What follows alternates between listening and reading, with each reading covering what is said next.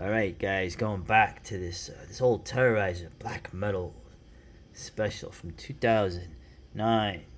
Which is to say another. I always keep saying it's another. Might as well be another epoch at this time.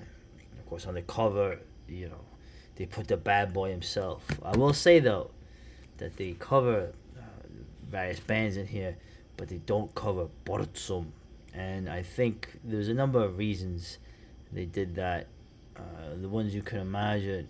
Of course, at the time, Varg was sort of like, oh, what's he doing? He's making garage band albums, and he's a homesteader and whatever. I was talking to Arkham Reporter. Uh, this guy, if there's anybody, when you think of black metal, and the biggest dude in black metal, and the guy who influenced probably the most people in black metal, it's this man here. Okay, like it or not. So reminds me, I was at a bar years ago, and I had a Burzum shirt, a great shirt that I can't find now. Actually fit me with my thick ass neck. And I remember the two bartenders or people working there. They're like, "Oh, I like Burzum, but I don't like Varg." And I said, "I like Burzum. I like Varg too. I think Varg's cool." And they looked at me like, but regardless, he was not covered in this, and which is to say a sin.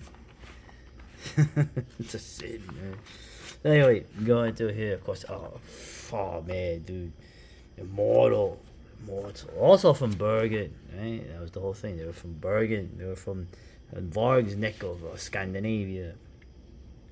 And so he kind of makes fun of them, but I mean, Immortal, the closest thing you see to Kiss and to just, you know,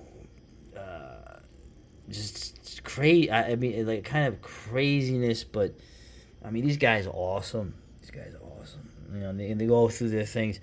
The first one is great. Of course, they had the crazy video. Remember when they're running around? Yeah, that's the thing with Immortal, right? They're serious. They're hell yeah, they're serious as musicians, but they didn't take it too seriously. Okay, and of course, pure Holocaust, right? Sorry, of course, Osmos, right? The French label, they were amazing. Pure Holocaust. I mean, this album, the riffs are like the riffs evoke what they're trying to do: a snowstorm, ice storm in the north, right? The riffs, like you can visualize like that, a storm of ice and snow with those riffs. Really, really amazing. For not really, like, they're not doing the solos too much. The amount of rhythm Demon Oz was able to get and mixing in melodies with the rhythms.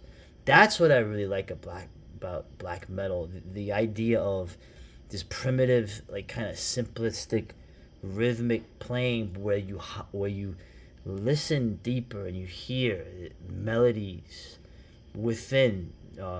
Some simple, some very difficult to play. Burzum is similar. So with battles in the north, of course they don't have one. I love Blizzard Beasts. Blizzard Beasts is great. Everyone says they were trying to play like more of an angel, but the riffs on Blizzard Beasts and the production is so primitive, and the riffs are just, that's the thing, the unconventional riffs, where you're using rhythm and melody together. I'll say it again. These guys did it. So these guys did it. All hail Immortal, man. Alright, so they go over the other Scandinavian bands. There's other Scandinavian countries other than Norway, and of course, with me, and they have a whole thing, the Oath of the Goat, right? The whole thing with Finland, right? The whole Finland's like the odd man out for some reason with the other Scandinavians, but there's a band that I'm a big fan of, huge fan of, who I think, in some ways, had a very similar trajectory to Varg's Burzum, okay, Nuclear Holocaust, right? Beherit, okay, right, the Dawn of Satan's Millennium, right, and the whole story of Beherit, right, forming in '89. I remember the Turbo, what was it, Turbo Records, and they had the advertisement for these different bands. I don't even remember the other bands, but Beherit. I just remember the Chris Moyen art with the like kind of like these skeleton, priests, like the Blind Dead movies. And I remember thinking, looking at that and going, "Wow, that's got to be crazy. That's got to be some crazy music." Of course, Beherit, the Oath of Black Blood, right, was really just their demos, because apparently the money the the proceeds they got, right, the, what do you call that? Oh, when they give you the money. Oh, I forgot the name for that.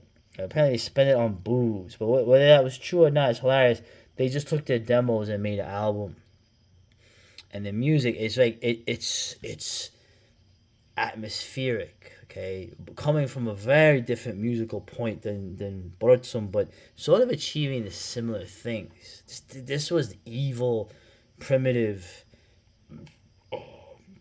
almost like retard, brain dead, meathead Neanderthal metal, and it's just like I like the idea of where he generated a feud, right?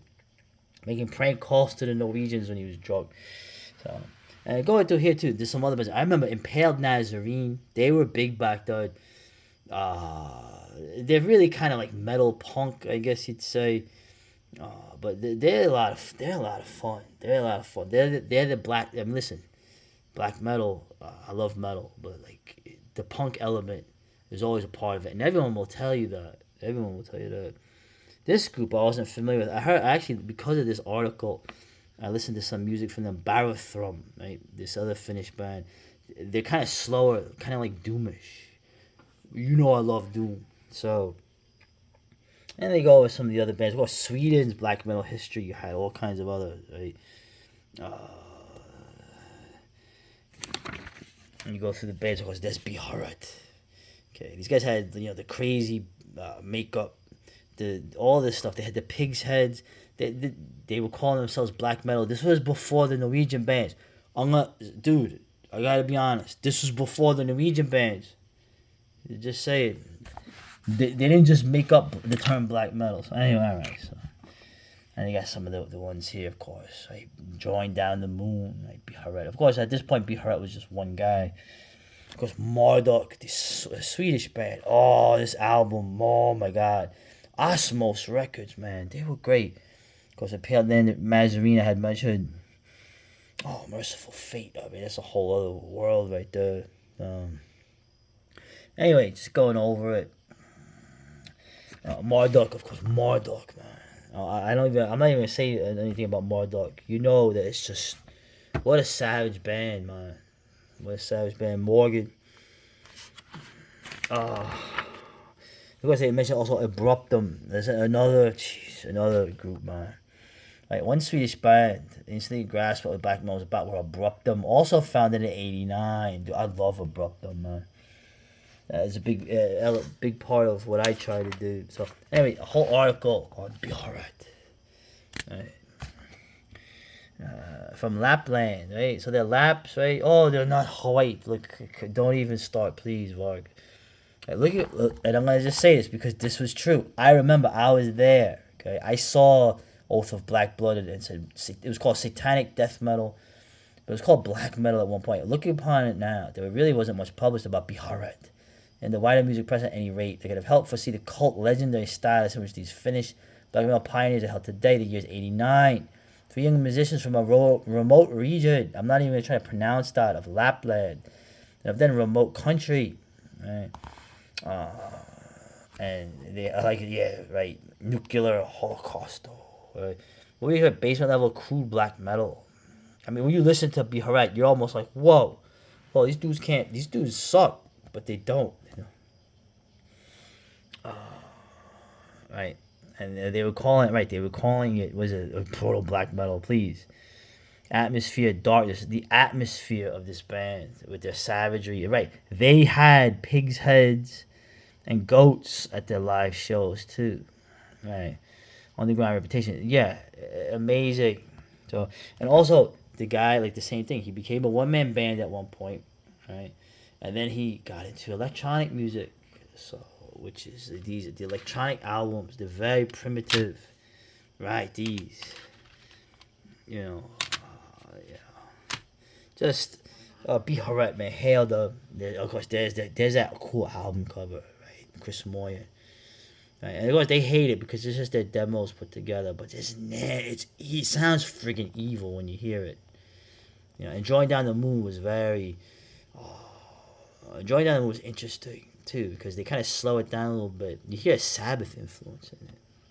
Of course, the electronic stuff. Anyway, I don't want to Beherit is a huge influence. Great black metal band. So, and now we're gonna do this. Okay, the greatest black metal albums of all time. Oh, you gotta do this. Okay, so number one, they have Mayhem's, right? The mysterious Dom Satanas. Now, this is a great album.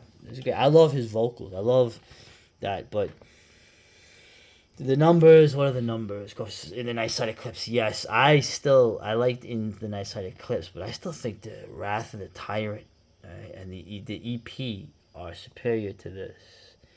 Okay, they brought the symphony, right? It was more produced. I still prefer those, right? And this is great though. This is a great album. Do I even call this black metal at this point? I don't know. With Battery, always Quarthon. The section, like I said, I never heard the section. Enslaved, I like Enslaved, but what is that, man? Philosopher. There's only one Burzum album in this thing, and it's already over here as number. What is it? Is it 2? Oh, they tricked me. Alright, good. So they had. Alright, so Burzum was number 5. It's in the top 5. Okay. Black metal's greatest supervillain. Yeah. Live long enough, right? You become the hero. Godfather of bedroom black metal, right? Long since established his genius, right? What pure Holocaust? What an album! Scandanavian Hunger. I mean, this album. This is such a dude. Over a lot of this stuff I don't like, but Bergtot, right? And this is ridiculous, man. This is probably as raw as you get. This album, it just sounds. It hurts your ear. So Terrorizer, they're alright. Waitan, they're alright. It was Immortal, Beherit, Drawing Down the Moon. Of course, black metal. They what, right? I like this. He goes, occasional ill-considered moments of overflowing Geordie, right? They're from Newcastle. Exuberance, Teacher's Pet, really?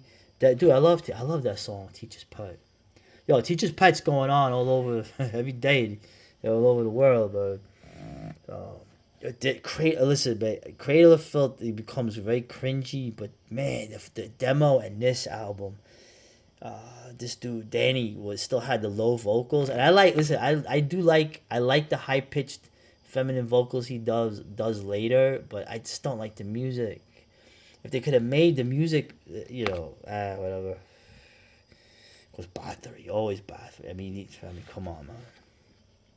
And some stuff here too. I never heard of this one. I remember this. This was pretty good. I remember this French band.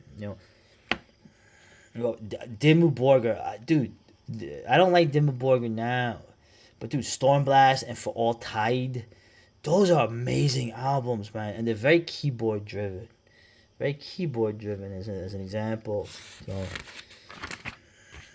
Sarcophagal. I mean, dude, this is black metal. Here's a little statement I'll make. You know who was another black metal from Brazil at the time? Early black metal band. They're called Sepultura. Yeah. You don't like that, huh? Because they impaled Nazarene again. So, some people, like I said, crust and punk. It's kind of like a very interesting mix of punk and metal, but. Man, how do you have this album all the way over here? I don't know. You got some others, but that's the list they had. So I'm running out of time. We'll just end it here with Emperor. Dude, I know Varg doesn't like him, but Emperor was great, man. Dude, I keep saying Wrath, Tyrant. Of course, the self-titled EP and Into the Night Side Eclipse, Anthems at the Welcomes at Dusk.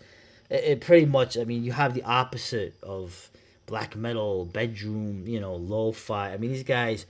Of course, the Wrath of the Tyrant was a 4-track recorder, but I mean, these guys really. I mean, Isan. Actually, his vocals are probably maybe top 3 black metal vocalists. But musically, these guys were like. I mean, they were just too good to stay in that. The typical black metal. Sort of thing. It's interesting too. And Isan is a cool dude. He's very like. He's very.